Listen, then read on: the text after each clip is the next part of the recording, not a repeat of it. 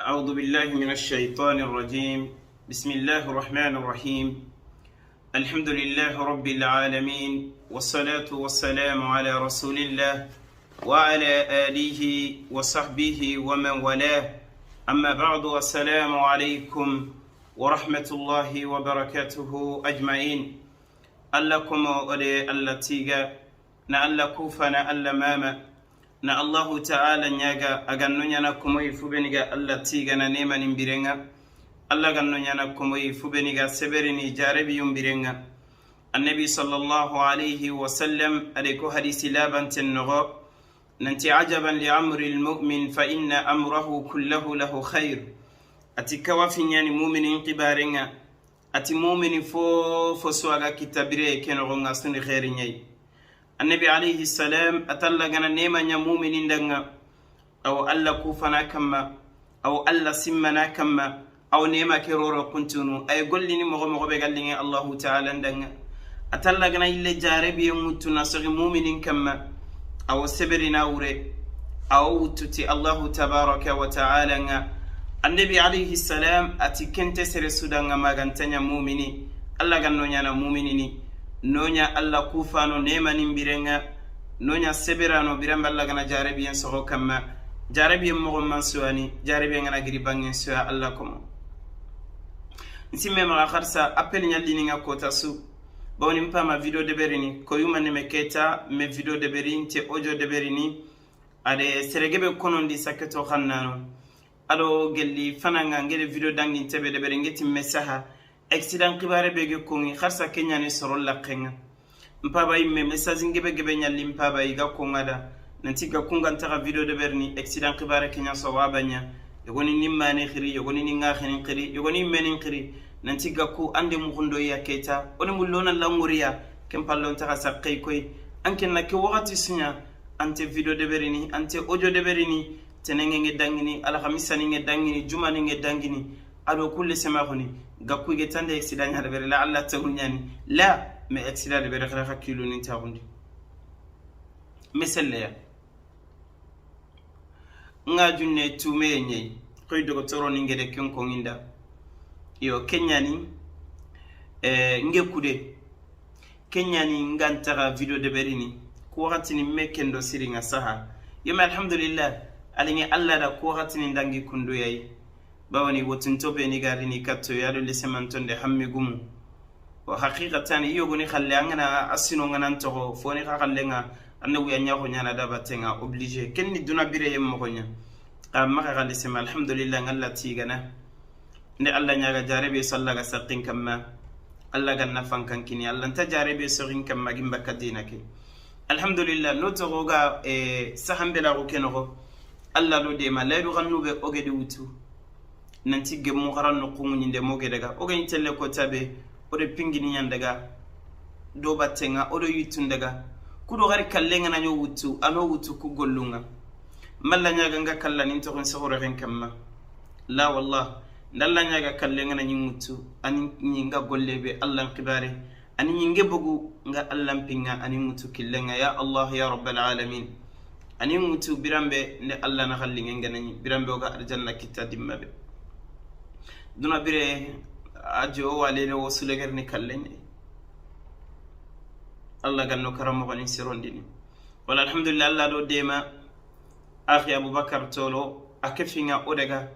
gemmu kharan no kuke be gede to qorananti alqaswa o mamani beni ge kefi yande gedi fana soho saga sire gedunga alhamdulillah gedi ngakbe ge soho sasa ikemedo fo bakka khari yirgi khadi gedi soho nga ajo pe alhamdulillah oda kumma mani iya nyilleti ni geden soko kende beda nanti kharan no kuntono in qosi sadaqa jariya timmandi annabi gede ko alayhi salam geden ni sadaqa jariya kharan no kun qani kenyandi warade kharan no ku ketaga ide betona nyama igedi da ke gollu khore bede bere na duntenga kun khalifoy qaru kaga nay wattenga mo su onda ka sigi barake onda ka kharan no ku ke ouvertiringa kenyano daga ken kharan no ku munye nga gemmu gajaga malinga kharan no ku ke de togara nanti qaswa annabi alayhi salam anyo go menyani yogere video ni bede berino nga de bugmunge de sefe beniko ade golle ke genya mo gobe ade mosongu ku yimeni gede golle ke ige sefe mo gobe khibaren kamma ado kuy megede sofo xannu beni ko gemmu maxa gere kun so video ngori insha allahu taala kennangen palle o daga khayi lafiya bugu o geti dingira benu waqfu nyani waqfu mureni na kayego kini alla komo lampuntona kini silamini nga fi sabilillah ananya sadaqa jariya kenyi gelli ganni silamini ngere deberi simme maga kharsa sa dingira ni madina usman ibn affan agedinya waqfu nga kungono kharsa wala kenka be go maga khayi o de gangol londi katti khayi nantona kake taga karin kege ni khayi ya kenta o tunto go ni khawana ngiro maga senegalia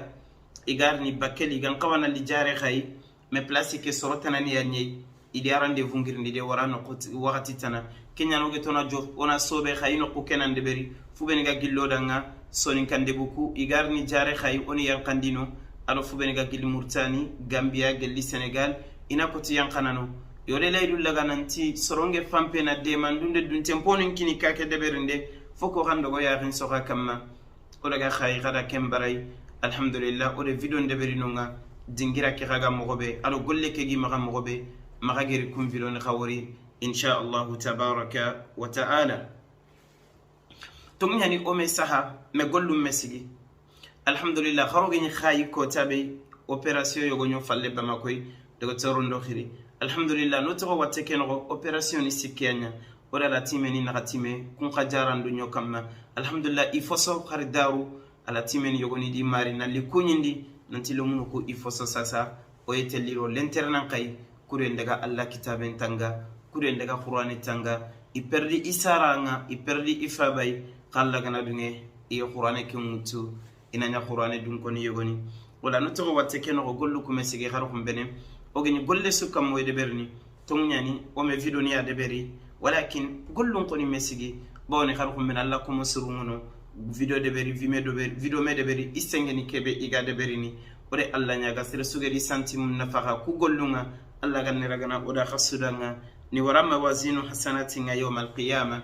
alkem ko tafulla garin qase go daru gadari ko nyindire o akhi yogo yawm ghafaran Allah ganno da tuganane fulle muku bawni garin qase ke akhoro ani buru ka wantonya sagarana atini ka wandine igi gagana tamisa marano ku kudo ni kisme rumbirandi alhamdulillah otani mulla ina manne golle de berina wara atini mulla illo sabun gagande nyai o daga sabun aywa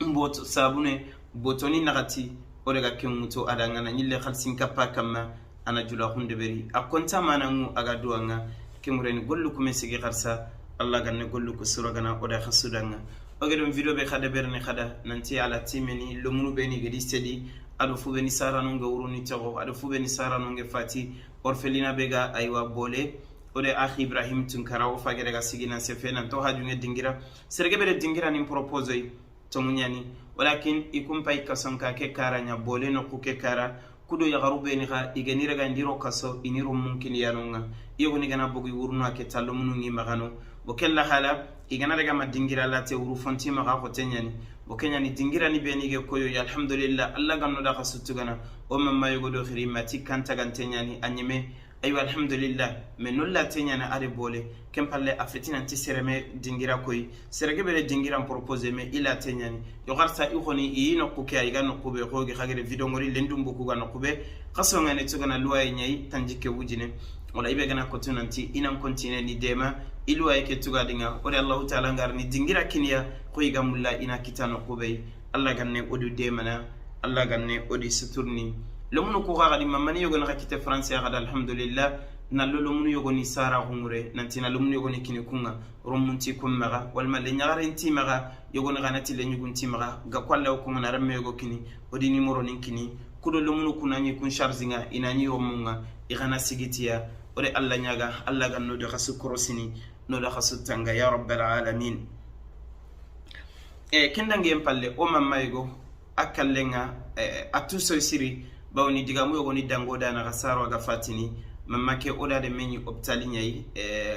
Luxembourg ya magi optali chambre be akani ken chambre yai ogarini ode ni take akutunte nyani afalle oda masala siri ade sefegebe ko ati fatambi nemanyanga ati ga kuigana nguru wor mo sire mi gana gari to waranga minda giya waranga mi gana morallo munyi mesiro intanta kono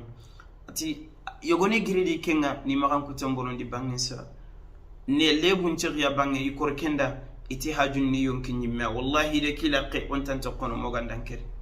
ati sugubanya ni kundiga gilli itake kawa imaga gi khinni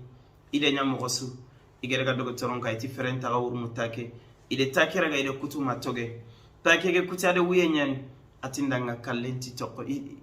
ke takuti engenya itoke yanti mama ay kempe ado nyoro mu gine ya gare yogo tan kutunde kenkre appelinga na passe kenna kilun ta hundi nanti kundu ati ken kamani to nyomunda na nyagi tini kerna ni kerna ken ko tas le nyagare ndin qira min kita adi matugne ya gari nanti ma fati yaran kaseka atin tebake ay medeko ndakilun ta hundi na mo sudo beri ka alla me kita ga bakke kemma khafati الله كهنني الله كنيم فنامغا نفردوس الأعلى أسبتيرنا يا رب العالمين الله كم أوكي كارا كدجى يكندو أوفي بير مغبي على سمنتين ناجو تنتين hasida rumpu mu bangin suwa khonna rumpu mu bangin suwa tonyon den nyane kanin suno khonna odum sefena kala tonyon den kamma oti tonyon den yogani komenni du torani megana allah ku tebe debere anyon kinna la jabadi tonyon den yogani komenni kaman toro kengene allah ta'ala nga na fotana wutuna betina ke falla tonyon den be burengene annalla ko montoro soronge allah ko montoro no aywe falla ma kan sefende nan taxu yogo fallina bonondi jikku bure sinti angante utanga sakka kam nantaga la hala be amegema nga amelingan kendanga to nyomunde yogo yani na soronga rame na kofoni sanki na kanin kara na simme buruliti to nyomunde yogo yani kunga me to nyomunde be bure ngeni abure ngena ga serem konondini alla ko mogere wori karani akenni yimbillo nyay alla ko ari hadisi sabatin tan nabi ga ko alayhi salatu wassalam ante gemme sir suna la jaba de beriti yimbenga magantanya yimben taganda na kengene Allah angana kara gunnum paytelle sokken tagalonga sokke bega bakka Allah ta'ala nyande bagani nyeke ya hen kamma daba ni nyani ina bire fomu ngani nyanya hen kamma tege foni nyani ina bire Allah komo serbe gatelle yimbe nyawtu angarono kenga yimbe keno gonga samakko ngano gonga bakanu ngano gonga gundu fo gebe xengenyo ngano go funyo ngano go nga kusuni alla komo alla tege komo nyai igani nyeke kama daba ni kabirene bakka ke sokya yogona daga yimbelle nde akhi yogo tirindi nti manne ni ga yimbello no gunne ke telle ati saran kaliteni fillana yimbello no gunne ke afana ayogo ni fube ni ga kamberu bagande nya de berini bawni ti yitti yogo ga telle na daga yitte ke na daga kambire bagande ilante jofene no sokke nganani ina yimbelle kude kumun nafa ken kambere mboton tan nafa na magadu nene ande yonkini manne metorinde an kallegerin tesirono de jaman finlandi ni manne fubeni ga angire ngagana bawni sokke gante kitene wajibi nyani tammise marano tammisum pay kala dulle maga wajibi nyani ina daga angire khubo ga kinne tammiso ikunga angire be gagana alla komo kudo kennan ko to gobene foke sokke nyanan konti bakka tamisa gumum maga tamisa marano maga ina yimbelle Allah kum eto nyamunde xempa angana daga lante angana tamison pay khumay halaki angana gunnem pay asuni gunjola nyaitel asuni gunduro nyaitel sokke mentaga ida sokuru mindi segante tamisa marana bela anta misonti ntaka kundunya iga kala bane Allah kum to nyamunde xempa nyen korongiri ona to nyamunde anon kitullaga hinne yebere nema bega gilla Allah ta'ala kitene toga hinne ne meyade qatto nyumunden kinye makati dabani tamiso kana tunanti siresu igere tonyo kundu wallahi gana Allah khiri ante khenne tonyo munda nan duwa unte khenne dem ande yogo toro anke pay sakkan kilun ta hunte afay Allah khilli ande yagu ngara yogoy ande yogo magan kuto bonondi anta wande yogo falla magan sefe ande ga yimbello gunnenga ande yogo sogan bo bonondi ande yogo bonondi talla kande ke sudeberi senganda ngalenki fankanga ngalenki alla wontoro no mo be gallinganda alla o jikuroni ngan jikku gefe alla o gare sakin kamayme alla o magan ku tombonondi ni asusudeberi mo sugallinganda me tonyo munde nyani aylene katti anyimeya amma tangede serebe toro arakambane alla ghiri alla nan halaki arakambane alla nakiti andana hanga الله كما النبي صلى الله عليه وسلم ألكو حديث القدسي ننت الله تعالى انتي يا عبادي إني حرمت الظلم على نفسي وجعلته بينكم محرما فلا تظالموا نكما نكان لندت نيوم دي حرام ندو كما ندنيا فوي كيبي أغي حرامي خدو منغا نكان لنتكو متورونو وما ربك بظلام للعبيد ولكن أي من يعني متورونو أي من يعني محيبنا وأنا من ليبونو وأنا من بنونديني وأنا من ديفوني مورونو أوكي بغانديني وأنا من رغانا نمغولي نتورين رامي نايغو حق لمبنوندي نايغو رمينيا كندو نايغو كوروندي من تيكي سنانغان كتيكي بيا دبريني والله قولي سوغال لنغانا أسو دبري الله وانتو غانتي قا أنت كلا الله تعالى من قجار بيتكو قولو منيا اللكم كان يحيى البرمكي وزيرا يحيى البرمكي ministry nyanni Allah de naburenge benkine senga danga Allah ta'ala ndenya gadi daraja ngi soronge dorono giyaye alegirinya kammo iraraga adire meni suro kasonga nakabatul barmakiya iraraga ni suro kasonnogonga birambe ga kasonga atire men remmen tadanga empaba onike doronta uswa giyayoy daraja nyoy soronyo dorono soronyo tirinkana mpaba unike place khoriswa mpaba lenko ko fage jase soronde menaganga aussi tintonyani oga kason nogonga faqala yahya fabakatir mendanga ya bunayya lamma la'allaha da'wat madlumin alanya nodo yego toro noto sengo danga wala wasfene mo be gallingoda wala odiga mun ko mo be gallingoda wala ojon transfer ne mo be gallingoda wala yimbello no gunnenga mo be gallingoda wala nyana sababu na yugo bonondi na makan kuton bonondi na giyam bege na daraja bege me udi soroma ne me toro o kilunte kesu kamba lemme alo nyana yugo ya fagi giri wuro ngagre Allah giro gede toro ganta khala kenya fagi khano kamba o fagi o kumunguda kamanga ma kamanke me mungu Allah ta'ala kame mungu akaman kibarenga كين النبي جدكو عليه السلام معاذ داغتي اتقي دعوة المظلوم قكنت نيوم دانanga angana serebe toro كنا آخر دي خلنا كنا الآخري فإنه ليس بينها وبين الله حجاب تارو الله نغا خرجنا كافر عند الله خير الله نيمونوا كني الدنيا يدي أجنة الله نكبيني عنا أويننا خكون تنيوم دينا والله يانجلي سرسوتون عند الله خير الله نيمونوا الله كاتيرين تارو على جكورين عن جكوفة على مغان كتورين عن مغان كتوفة على الله خلّي يغنو غنا الله كاتيرين تمسون تارو الله كاتيرين ما تارو على كده بري الله كيتين دانا والله إلا أنت كرنا الله جم كيتي أتيل لما لو ينا يقف فقد الله خير أجر التورو تنوم دنياني لما أجنا الله خير الله تعالى نجوم كنا النبي جدك عليه الصلاة والسلام صور بني قول لنا إنك خير تنوم دنيرا أكن يو هذا مرة مهم دورون دمينا ما قال لك دابني ما قال لك يمبني ربنا الله لا حول ولا قوة إلا بالله كنا نسوغانو نتي مغاسر سوتونيو نانتي سيان دنغالنكي تونيو ندنغا أساغيني كاتي نميسينيا أيلنا كاتي أنيميا